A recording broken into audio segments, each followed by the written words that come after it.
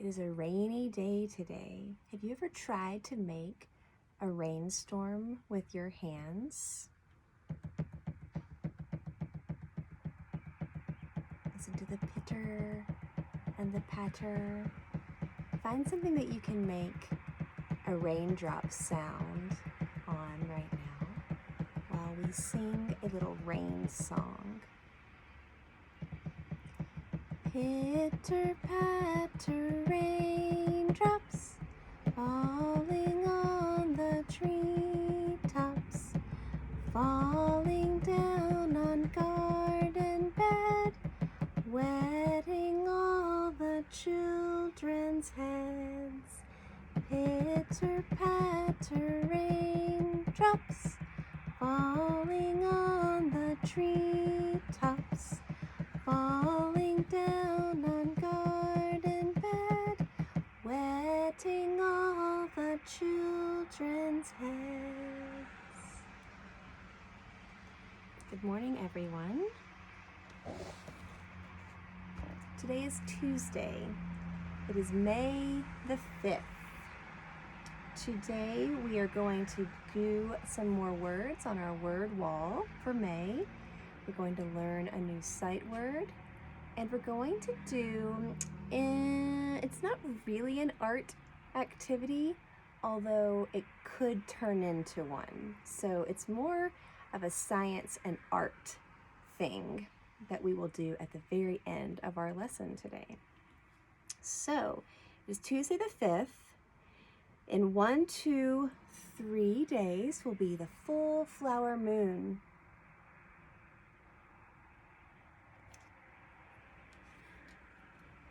Right now, I'd like us to get ready to do our sight words.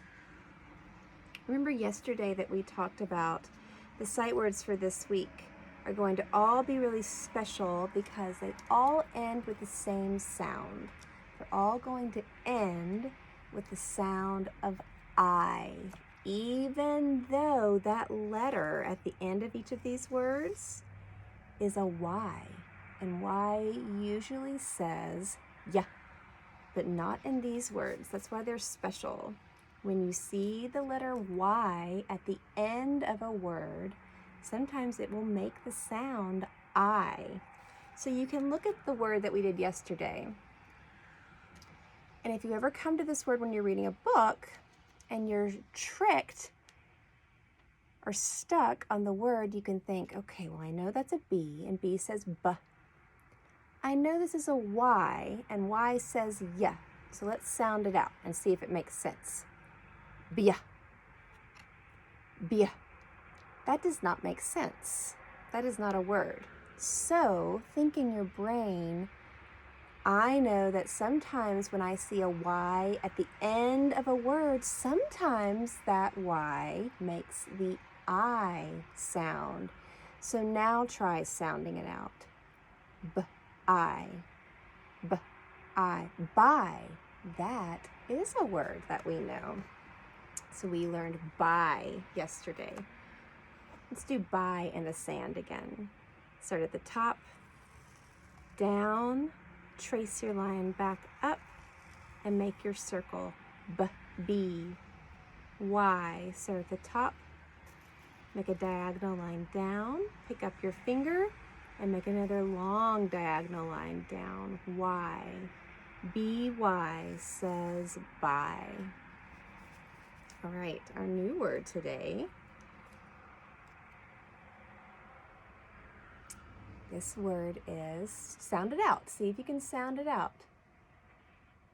C-R, cr. Y is at the end. Cr, yeah, cr, yeah. That does not make sense. So change the Y that we know when it comes to the end of a word. Sometimes it will say I. Now try to sound it out. Cr, I, cry, cry. Cry. Let's arm tap cry. C-R-Y. Cry. C-R-Y. Cry. C-R-Y. Cry. When I see someone fall, it makes me cry. When I hurt my toe, sometimes I cry. Let's make cry in the sky with our finger. Okay, C, R, Y, cry. Let's make cry in the sand.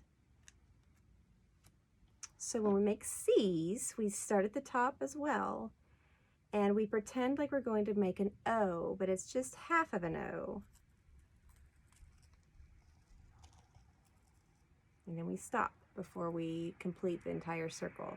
C, R, we start at the top, and we go down and make a short straight line, then trace that line back up to the top and come around and make a little hook. And then our Y.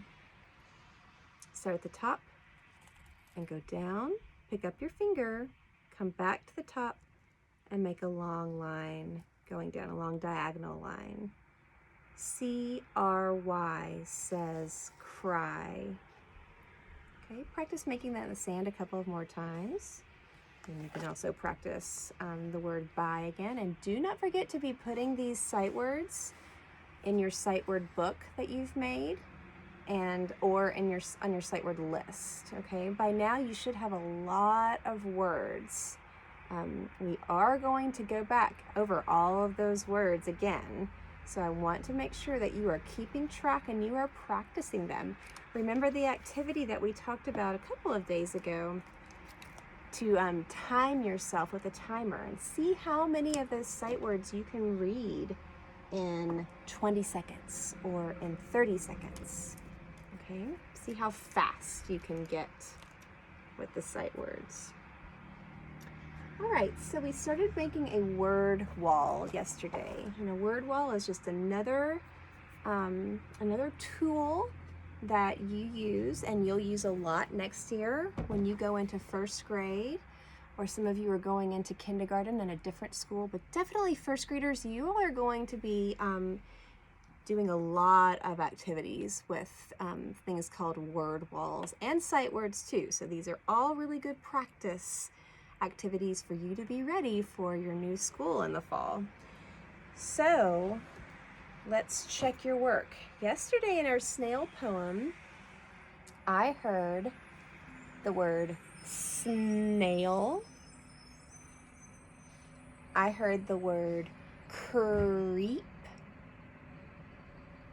I heard two sl words. I heard slimy and I heard sleep. Did you count two sl words? And I counted trail.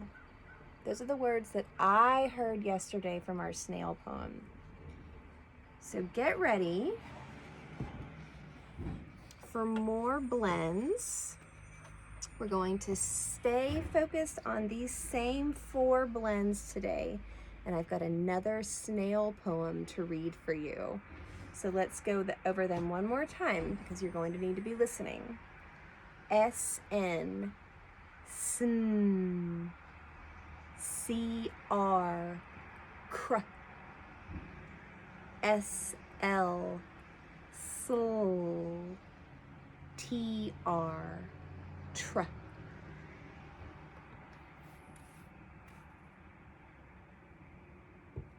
And I didn't mention this yesterday, parents, but when we do the word walls, this is more of a listening activity.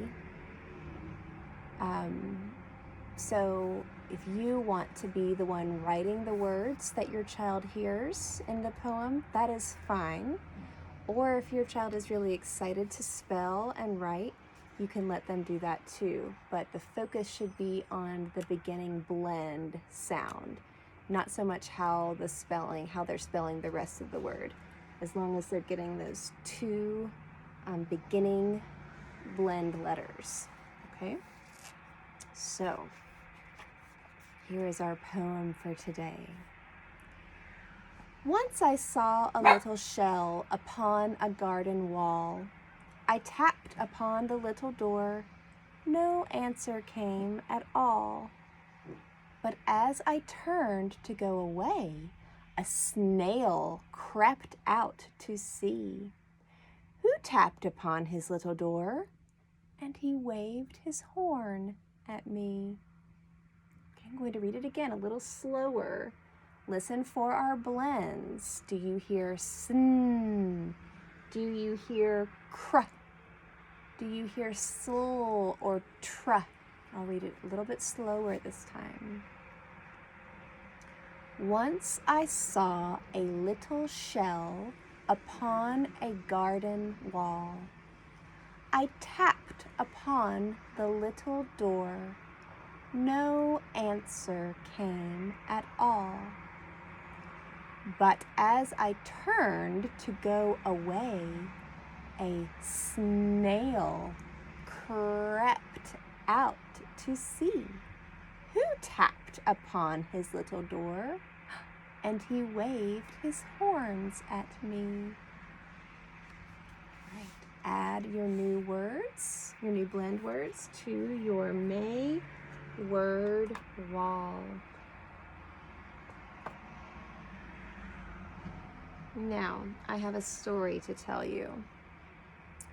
In this vase is a flower called a peony.